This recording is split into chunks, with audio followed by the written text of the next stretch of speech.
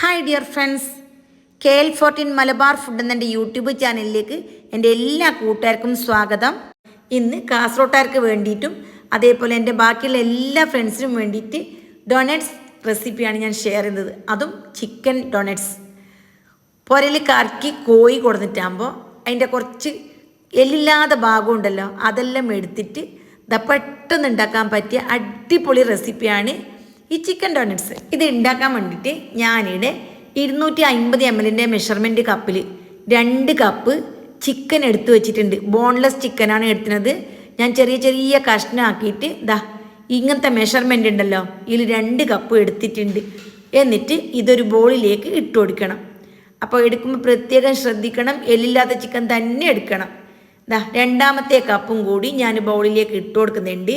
പിന്നെ ഇതിലേക്ക് വേണ്ടത് ഒരു ഉള്ളി, വെള്ളുള്ളി 5 അല്ലി, 1 കഷ്ണം ഇഞ്ചി, 2 പച്ചമുളക്, 1 ടീസ്പൂൺ കുരുമുളക് പൊടി, 1 ടീസ്പൂൺ ഗരം മസാലപ്പൊടി, 1 ടീസ്പൂൺ ചിക്കൻ മസാലപ്പൊടി, 1/2 ടീസ്പൂൺ മല്ലിപ്പൊടി, 1/4 ടീസ്പൂൺ മഞ്ഞൾപ്പൊടി, 1 ടീസ്പൂൺ ഉപ്പാണ് ഞാൻ ഇപ്പോൾ ചേർത്ത് കൊടുത്തിട്ടുള്ളത്.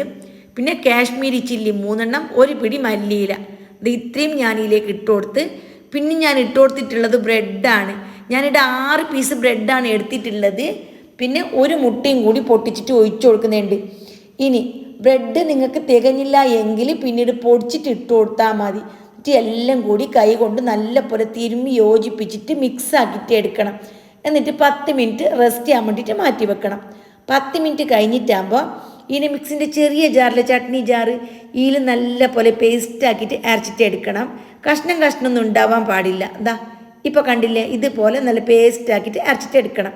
അങ്ങനെ ആദ്യത്തെ ബാച്ച് ഞാൻ അരച്ചിട്ടെടുത്ത്, ഇനി ബാക്കിയുള്ളതും ഇതേപോലെ തന്നെ അരച്ചിട്ടെടുക്കണം. പിന്നെ ഇതിലേക്ക് ഞാൻ ചീസിൻ്റെ സ്ലൈസ് 2 സ്ലൈസ് ഇട്ട് കൊടുക്കുന്നുണ്ട്. ഇനി ചീസിൻ്റെ സ്ലൈസ് ഇല്ലെങ്കിൽ മൊസറല്ല ചീസായെങ്കിലും കുഴപ്പമൊന്നുമില്ല. ഇനി ചീസ് ഇല്ല എങ്കിൽ ഈ ഭാഗം നിങ്ങൾക്ക് അവോയ്ഡ് ചെയ്യാം. അതായത് ചീസ് ഇല്ലാണ്ടും നമുക്ക് ഈ റെസിപ്പി ഉണ്ടാക്കാം. എന്നിട്ട് അതും നല്ലപോലെ അരച്ച പിന്നെ ഇതെല്ലാം കൂടി നല്ല പോലെ മിക്സ് ആക്കിയിട്ട് എടുക്കണം. കൈ കൊണ്ട് കുഴച്ചെടുക്കുന്ന സമയത്ത് ഒട്ടലൊന്നും പാടില്ല. ഒട്ടുന്നെങ്കിൽ കുറച്ചും കൂടി ബ്രെഡിൻ്റെ പീസ് ഉണ്ടല്ലോ, പൊടിച്ചിട്ട് ഇട്ട് കൊടുത്താൽ മതി. ഞാൻ 1/4 ടീസ്പൂൺ ഉപ്പും കൂടി ഇതിലേക്ക് ഇട്ട് കൊടുത്തിട്ടുണ്ട്. അങ്ങനെ 1/4 ടീസ്പൂൺ ഉപ്പാണ് ഇട്ട് കൊടുക്കുന്നത്. പിന്നെ ഉപ്പെടുക്കുമ്പോൾ സ്പൂണിൻ്റെ ലെവലായിട്ടാണ് ഞാൻ എടുക്കുന്നത്. ഈ ഒരു പരുവത്തിൽ വേണം നമ്മൾ ഇത് അരച്ചിട്ട് പേസ്റ്റ് ആക്കിയിട്ട് വെക്കാൻ. നല്ല പോലെ ഉരുട്ടിയെടുക്കാൻ കഴിയണം. ഇനി ഇതിലേക്ക് വേണ്ട മുട്ട ഒന്ന് ബീറ്റ് ചെയ്തെടുക്കാം. 2 മുട്ടയും 1/4 ടീസ്പൂൺ ഉപ്പും 1/4 ടീസ്പൂൺ പെപ്പർ പൊടിയും ഇട്ടിട്ട് നല്ലപോലെ ബീറ്റ് ചെയ്തിട്ട് അതൊരു സൈഡിലേക്ക് മാറ്റി വെക്കാം. പിന്നെ 6 ബ്രെഡിൻ്റെ പീസും 2-3 വറ്റൽമുളക് ഇട്ടിട്ട് മിക്സിൻ്റെ ജാറിൽ ഒന്ന് ക്രഷ് ചെയ്ത് എടുത്ത് വെച്ചിട്ടുണ്ട്. അതിലേക്ക് കുറച്ച് മല്ലിൻ്റെ ചപ്പലയില്ലേ, അതും കൂടി ചെറുതായിട്ട് അരിഞ്ഞിട്ട് ഇട്ട് കൊടുക്കണം. എന്നിട്ട് എല്ലാം കൂടി മിക്സ് ആക്കിയിട്ട് അതും ഞാൻ എടുത്തു വെച്ചിട്ടുണ്ട്.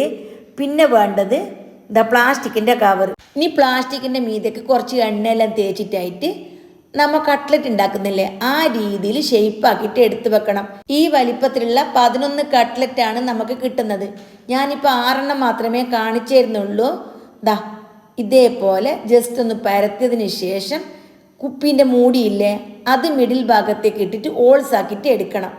ഇത് പൊടിഞ്ഞൊന്നും പോയല്ല, അതുകൊണ്ട് തന്നെ നമുക്ക് പെട്ടെന്ന് ഉണ്ടാക്കാനെല്ലാം പറ്റും. വീഡിയോയിൽ കാണുന്ന രീതിയിൽ ജസ്റ്റ് ഒന്ന് പരത്തിയിട്ട് ഷേപ്പാക്കിയ പിന്നെ മൂടി വെച്ചിട്ട് പ്രസ് ചെയ്താൽ മതി. ഇനി മൂടി വെച്ചിട്ട് പ്രസ് ചെയ്യണമെന്നൊന്നുമില്ല. ഞാൻ അതേപോലെ കൈൻ്റെ വിരലുണ്ടല്ലോ, അതിലൊന്ന് ഓൾസ് ഇടുന്നതും കാണിച്ചു തരാം. എല്ലാം നമ്മൾ ഇങ്ങനെ ആക്കി എടുത്തിട്ടുണ്ട്. ഇനി ജസ്റ്റ് പരത്തിയിട്ട് വിരലുണ്ടല്ലോ നടുവിലിട്ടിട്ട് കുഴിയിട്ട് കൊടുത്താൽ മതി. ഈ രീതിയിൽ നമുക്ക് ഓൾസ് ഇട്ടിട്ട് കൊടുക്കുക. മനസ്സിലായല്ലോ? ഇനി നമുക്ക് ഇതെല്ലാം എന്ത് ചെയ്യണം? ആദ്യം മൈദ ഉണ്ടല്ലോ, മാറ്റി വെച്ച് 1/2 കപ്പ് മൈദ എടുത്തിട്ടുണ്ട്.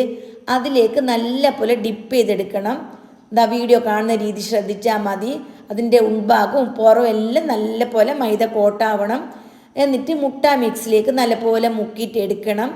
പിന്നെ ബ്രെഡ് ക്രംസ് ഉണ്ടല്ലോ, അതിലേക്ക് നന്നായിട്ട് പൊതിഞ്ഞിട്ട് എടുക്കണം. അപ്പോൾ ആദ്യത്തെ കോട്ടിങ് കഴിഞ്ഞു. ഇനി ഞാൻ എന്താക്കുന്നത്, രണ്ടാമതൊരു കോട്ടിങ്ങും കൂടി കൊടുക്കുന്നുണ്ട്. അപ്പോൾ 2 കൂട്ടം കോട്ടിങ് കൊടുക്കുമ്പോൾ കാണാൻ നല്ല ഭംഗിയായിരിക്കും. വീണ്ടും മുട്ട മിക്സിൽ മുക്കി ഇനി നമുക്ക് ബ്രെഡ് ക്രംസിൽ വീണ്ടും പൊതിഞ്ഞെടുക്കാം.